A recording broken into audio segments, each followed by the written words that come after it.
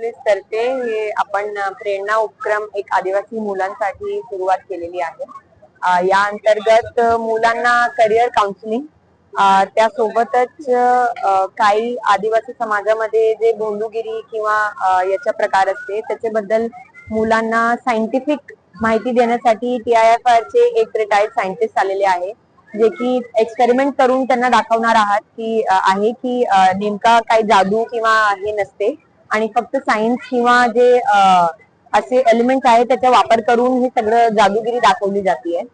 सोबतच याच शाळामध्ये मानगाववाडी शाळा आणि पात्रच शाळामध्ये आश्रम शाळामध्ये शिकलेले काही मुले जे की आता कोणी डॉक्टर आहे, कोणी ऍडव्होकेट आहे, कोणी ITI ऑपरेटर आहे, तो इथे आलेले आहे आपल्या त्यांच्या जे आयुष्य त्यांनी जगलेली आहे त्याची इन्स्पिरेशन मुलांसोबत शेअर करण्यासाठी।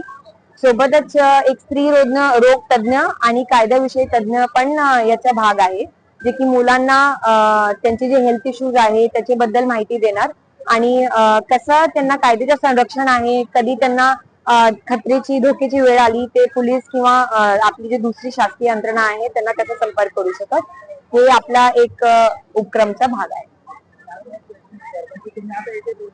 आपल्या भारतामध्ये जे आदिवासी समाजामध्ये लवकरात लवकर लग्न होतात किंवा बालविवाह होतात, त्याबद्दल तुम्ही काय बोला किंवा समाजाला काय सांगता?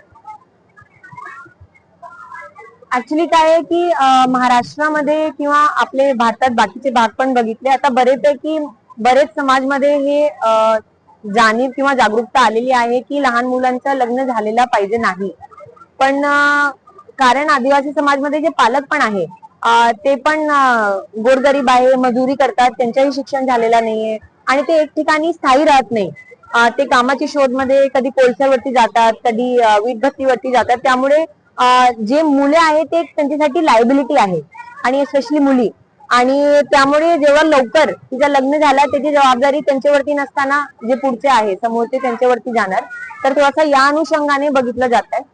आज मी सगळी मुलींना पण आपण हे केला, बरेच दुसरे भागात महाराष्ट्रामध्ये पण एक क्रांती जी आली होती बालविवाह विरोधात, ज्यावेळी बालविवाह विरोधी कायदा हे झाला, त्याच्यात असा होता की कोणाचं जर लग्न होत असेल तर त्याची मैत्रीण पोलिसांना फोन करायची 100 नंबर वरती, किंवा त्याची जे टीचर आहे शाळेत त्यांना सांगायची की हे असं होत आहे आणि मग शासकीय यंत्रणा त्याच्यात इंटरव्हेन्शन करून ते थांबवायचे।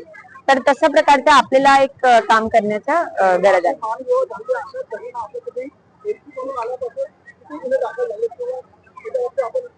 आता मला एक्झॅक्ट आकडा सांगता येणार नाही, पण जे महिलाविषयी आपल्या जिल्ह्यात गुन्हे दाखल होतात त्याच्यात सर्वात जास्त प्रमाण जवळपास 85% असेच प्रकारचे आहे की बालविवाह झाला आणि मग मुली गरोदर राहिली आणि मग पॉक्सो आणि बालविवाह अशा प्रकारचे गुन्हे त्याच्यात दाखल होत आहेत। आपण मगाशी उल्लेख केला की भारतामध्ये जी दारूचा आहारी जातात, आमचं कौतुक केलं पाहिजे की जिल्ह्यामध्ये हे दारूबंदीचा तो आहे तो इलिगल धंदे करतात, त्याच्याविषयी तुम्ही एक सांगितलं बरं।